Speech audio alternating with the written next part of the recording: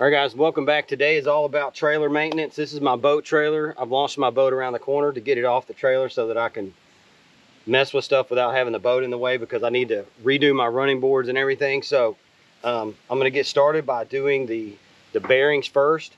I already changed the bearings on the other side. They were really freaking bad off.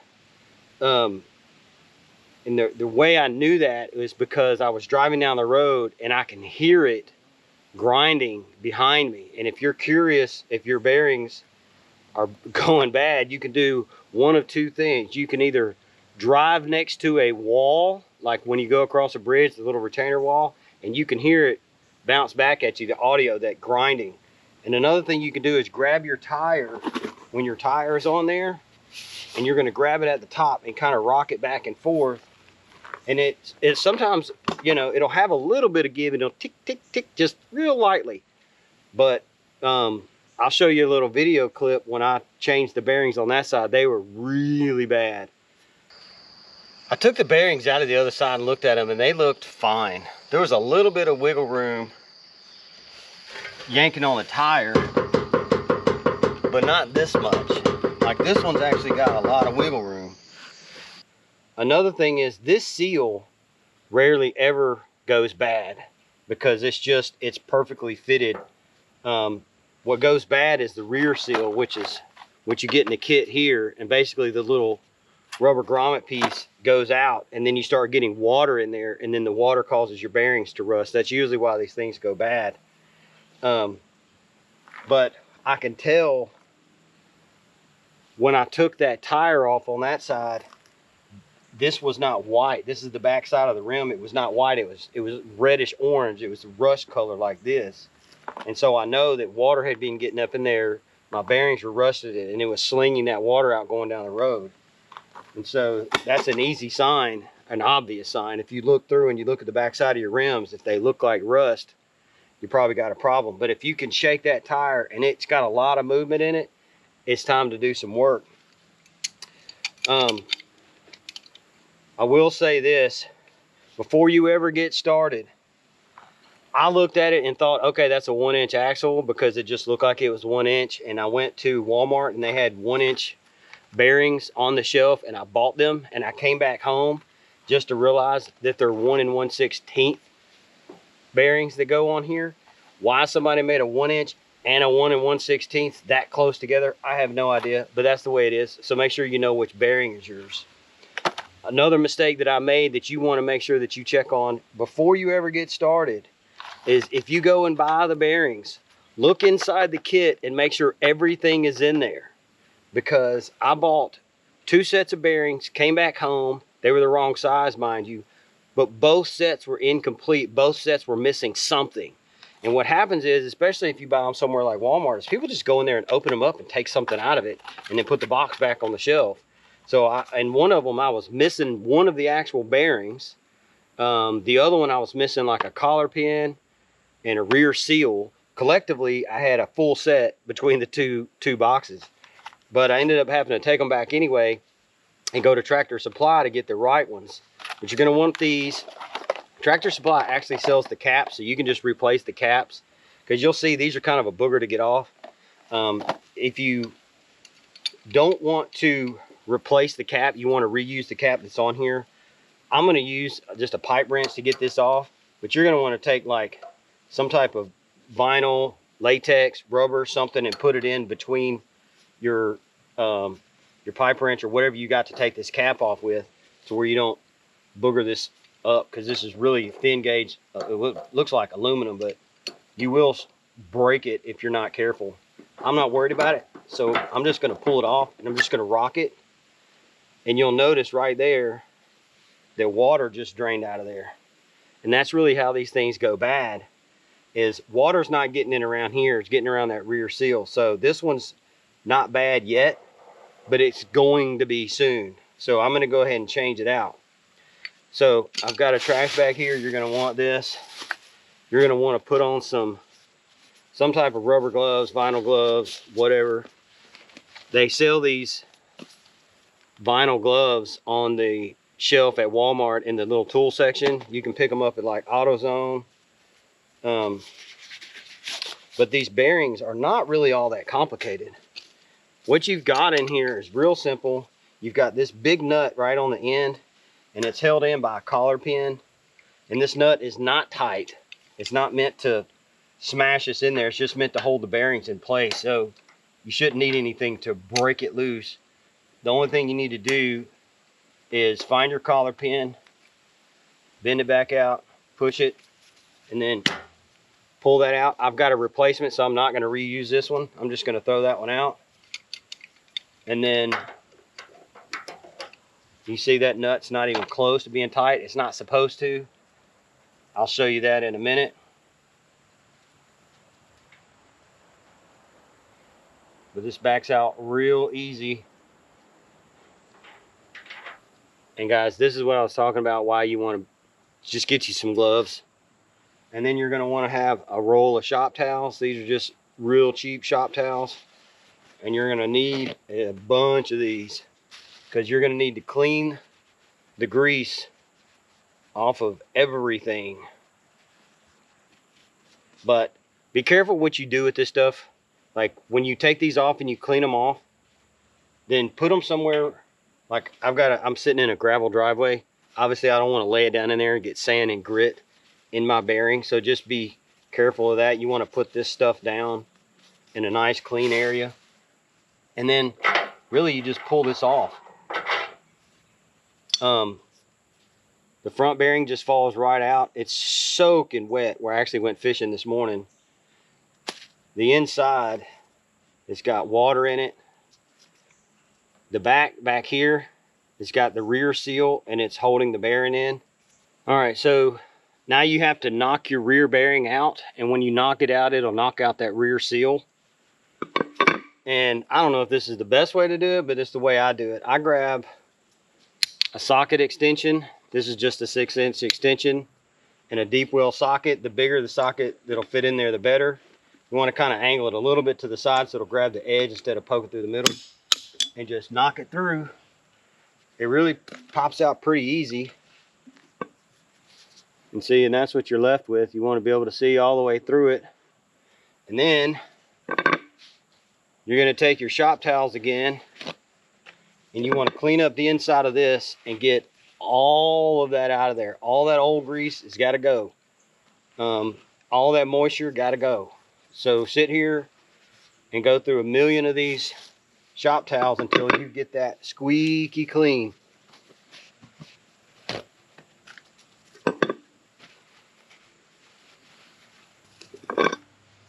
All right, once you get it clean, it should look like this. Pretty squeaky clean.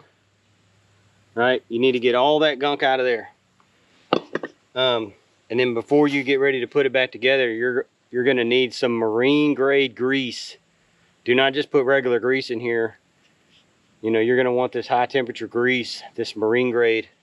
They sell this on the shelf actually at Walmart. If not, order it online. All right, now you're going to want to open your bearing kit. Hopefully all of your pieces are in there. Learn from me and check them out before you actually buy them, and make sure that they're all intact. So I've got both bearings. I've got the seal. I know this is the seal I need, not this one, just because I did the other side. And so I do not need that seal. And so what you'll have a replacement collar pin. You'll put that in last. I'm going to set that up here next to the nut. You'll have your rear seal like this. I'll show you how to put that in a minute. And then you'll have two bearings and this is actually called a race. You know what I'm going to do with these races? I'm going to throw them right in the trash. I did replace them on that one over there, but if you'll look inside your hub, you could tell if the races that are in there are damaged or not, and these look perfect. Like you could put your finger on it, kind of run it around. If there's any pitting where some corrosion is taking place right there, I would probably knock them out. But there's nothing wrong with the races that are in here, so I am not going to beat these things out. But if you wanted to beat them out, again, you can use a socket on an extension. and then put it in here, and there's a little bit of a lip that sticks out, and you'd have to hit it and then slide this around. That's how I knocked them out before. Not sure if that's the most appropriate way, but it works. I would use a socket that you don't care about because it may knock the chrome off of it. I used one that was a chromed socket and it broke the chrome off of it. But I used a cheap like spark plug socket. I had like 5 of them in there and didn't need it. But now that you've got this, I'm not going to use the races, so I need to put this back together. The first thing you're going to need to do is pack your bearings full of grease. So here's my very beautiful marine grade grease. And so packing the bearing is exactly what it sounds like. You're literally just going to push grease down into the bearing. You're not worried about this being perfect. As soon as you start driving down the road and this thing starts spinning, it's going to fill itself, but you want to put as much stuff in there as you can.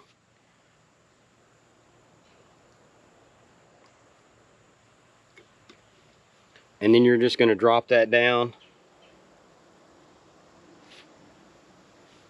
And then I'm going to backfill this with a little grease.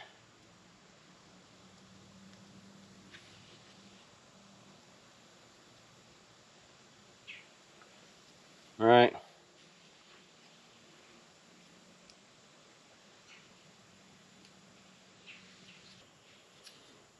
All right. Now I want to take my seal. You can kind of see here, it's going to go in like this. And I'll show you the easiest way to put this in without messing it up. Is I'm just going to push it on there.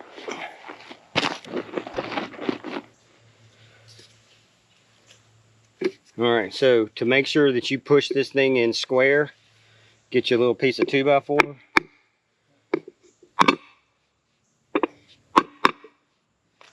That's it. It's as easy as that. Now you can just slide it on. Nope. So before I slide that on, I never actually cleaned the axle.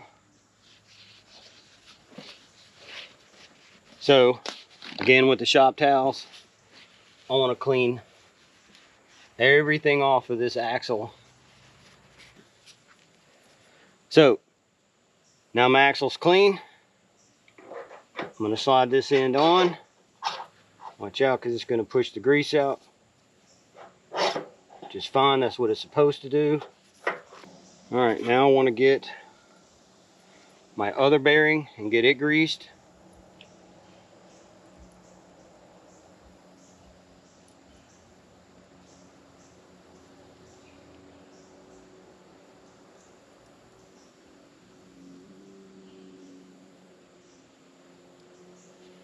Alright, I'm going to tilt this up. Push that bearing in there. And put more grease here.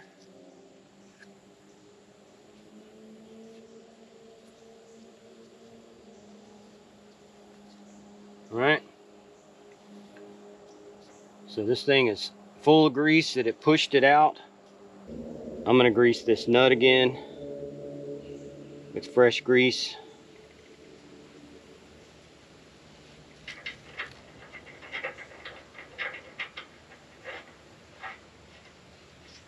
And then I'm going to tighten this down.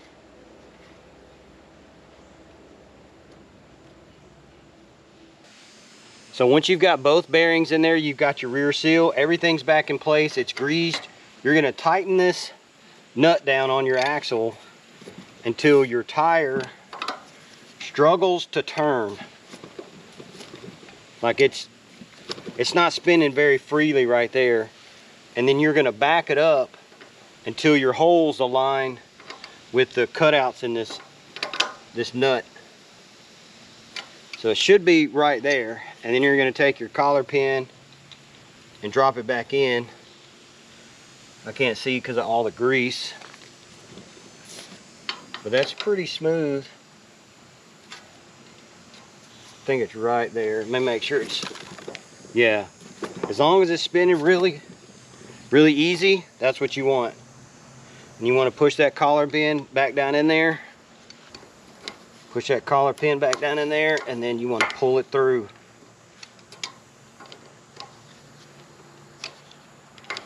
Just to make sure it can't pull back out.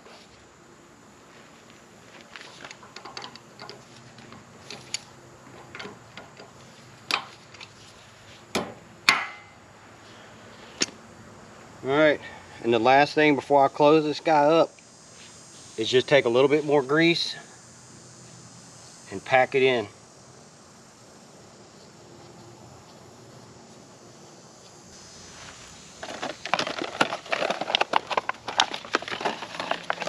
Alright, now I've got my replacement cap. I'm just going to push it up on there like that. I'm going to go back to my block, my little 2x4, where I can hit it in square.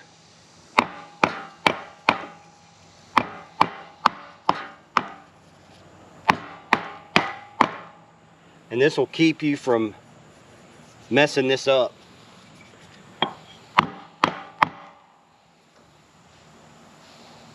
So everything is perfectly sealed. Just need to put my lug nuts on it. And they actually sell these. This is a cap. Ultimately, it's a cap protector for your bearing hub. What this is, these are real cheap. It's just a little piece of rubber that goes on here just to protect this. In case you hit any rocks or anything, just to add a little bit of, this will just add a little bit more protection. Really don't think it's probably going to do much of anything. You can waste your money on it if you want to. I did because it was on the shelf at Walmart and it was dirt cheap. But that's it. Alright, once your tire's fully back on there, you should be able to shake it from the top. And it's not making any noise. There's no give in it at all, but it still spins very smoothly. So this one is good to go.